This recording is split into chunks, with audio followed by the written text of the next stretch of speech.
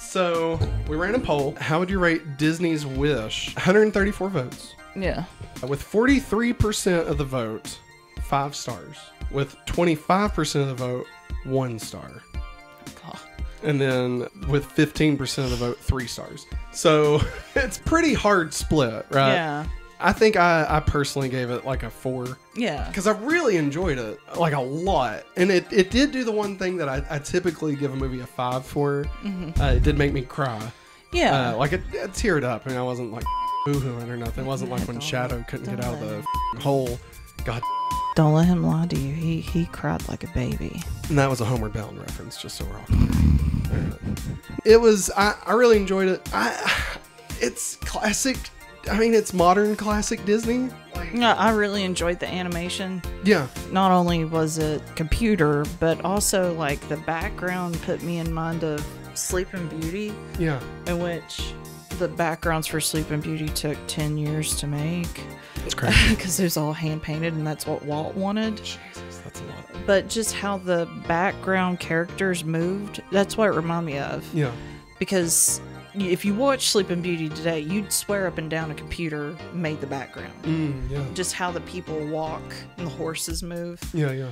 That's what this reminded me of, like in the background and stuff. Like, yeah, it looked like it was hand drawn. Yeah. But still, at the same time, you knew a computer was helping make this look like this. Yeah. But I thought it was a really cool, I don't know if it's a reference or callback to the old ones or not, but I thought that was wild. I think it's definitely because of that. Yeah. Obviously, this being the 100th year anniversary, Wish being released during that, there's a ton of references to Disney as a whole, and this definitely feels like a callback to original Disney. Yeah.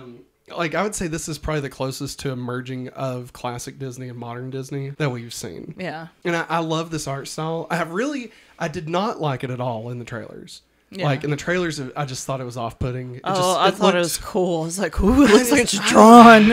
It was giving me, like, What If vibes, and which I hate that style. But then once we're watching the movie and you're kind of engrossed in that art style, it works a lot better. Yeah. Like, instead of just being, like, cut scene to scene to scene. And, I mean, I'm not going to spoil anything. Yeah. There's lots of references. Yes. To Disney movies. I mean, honestly, in a way, this could be like it's not okay. Yeah. I want to be very clear, but thematically, it could be like the prequel to all Disney movies. Like, yeah, this kind of works as though it's the first story ever told in Disney, the first person to wish upon a star, and then from that, every other story is able to happen. Yeah. Now, there's nothing in this really that like negates that, but there's nothing in this saying like, oh, now fucking Elsa's gonna have frozen hands or whatever. There's nothing that straightforward. I would love for there to be a shared Disney universe. I still can't believe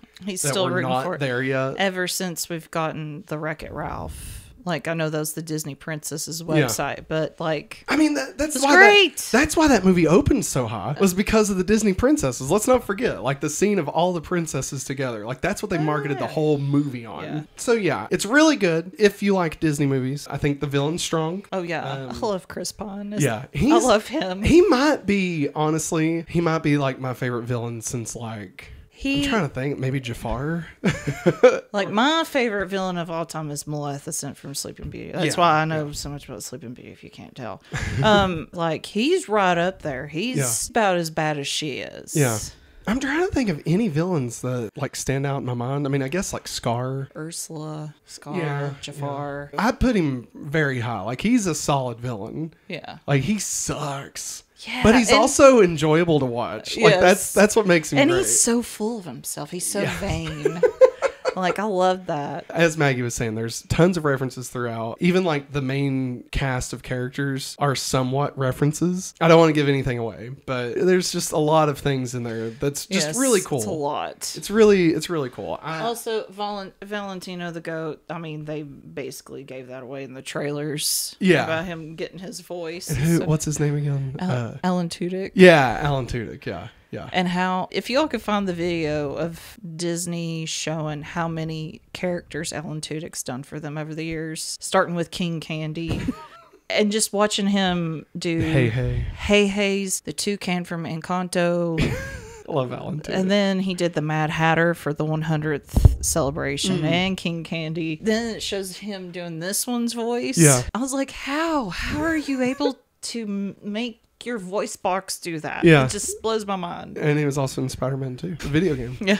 Him and Nathan Fillion. My favorite, if we're being serious, him as Wash in Firefly is my favorite. But yeah, the funny would actually be Dodgeball as the pirate. He was my favorite character in the and I had no idea whenever we started dating. Had no idea that was Alan Tudyk. And then we watched Firefly. He's like, yeah, that's the pirate from Dodgeball. I'm like, no, it's not. That's not the same person. Dodgeball, the sequel to Heavyweights. Just so we're clear. He runs the camp. Camp goes to shit. He starts selling crystals. That doesn't work. So what does he do? He overeats, gets super overweight. Then he loses all that weight. Starts a gym where he then has to battle the average Joes in a dodgeball tournament. I'm telling you. It's right there. It's all right there. But no, I think it's great. I'm kind of surprised it's getting the low results. Not even results, but just like I think the review score was something at like 66% or something like that on Rotten Tomatoes. Yeah. I want to say the audience score was higher. Wish opened number 3. To put this in perspective, so I put some numbers on here. We had Strange World open last year with 12 million, which is terrible, obviously. And Kanto opened to 40.3 million in 2021. Yeah. And so then we have the pre-C. Frozen 2 opened to 123.7 million. These are all the same weekend, by the way. Ralph Breaks the Internet opened to 84.6 million in 2018. And even Coco, it opened to 71 million in 2017. And Coco's beautiful. Yeah, no, I love Coco. So like you take that into account and then you see that Wish made 19.5 million. Like that's crazy to me. Like, it's crazy. Disney Dan was actually on Twitter talking about it, and he said that he thinks that a big part of it is because of just the cost of tickets. He did the math, like to get 4 tickets and some popcorn, some drinks, and some candy, it's like $150. Yeah. He's saying that people know that it'll be on Disney Plus within a few months anyway. That's what's kind of taught people to not go. But if you enjoy Disney films, I think you should definitely check this one out. Don't let the bad press kind of throw you off. If you enjoyed things like Tangled and Frozen, like it's very much in that style, got that, like in that way of things. It's definitely worth watching. It's worth watching. So Maggie, why don't you show them the popcorn bucket we got? This is the star from Wish that makes the goat have a voice. It's pretty good size. Yeah, it's big. It's bigger than my face. That's what she said. I'm calling HR.